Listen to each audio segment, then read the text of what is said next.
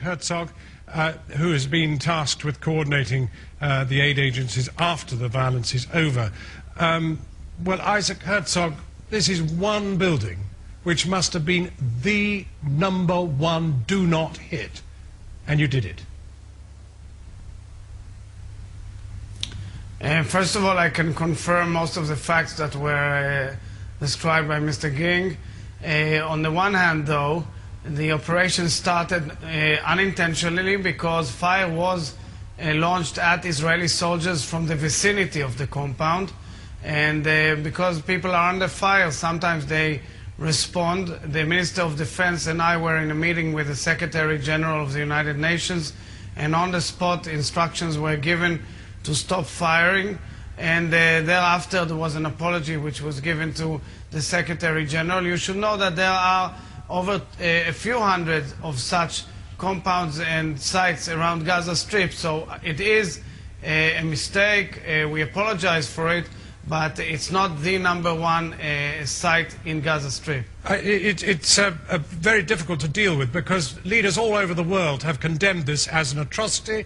Our own Prime Minister here has said it's utterly indefensible. And after the apology was issued, you hit it again. Can you explain it?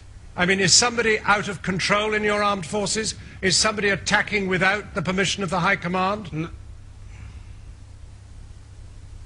Nobody is out of control. People operate under enormous stress. They've been attacked from all sides by militants, terrorists who've detonated almost every building and every street corner there.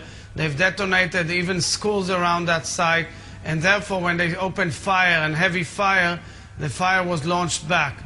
There may have been a mistake. We apologize for it. It happens.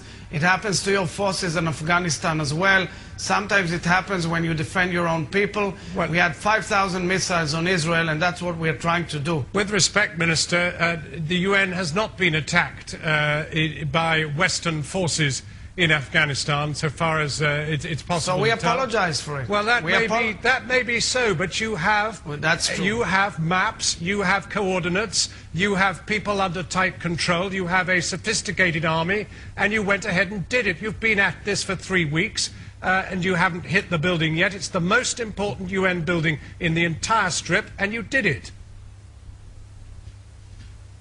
That's not true, first of all, and with all due respect, I beg you to, I think you have to look at it proportionately, because fire was shot from that area constantly, ongoingly, on Israeli soldiers and commanders who are trying to find those missiles launched at families in Israel. That is not what the commanders told John Ging. I didn't say it's from the compound. I said from around the compound. Yeah, no, he was not told that by the commanders on the ground. No allegation of that sort was made. If you are saying that, then you are also saying that the UN's senior official in the Gaza Strip is lying.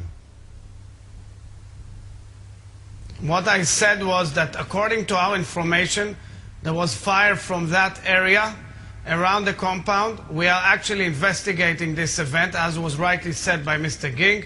We are investigating it, and you know that in Israel we take these things seriously, and we are looking into it throughout the chain of command. Minister, thank you very much for joining us.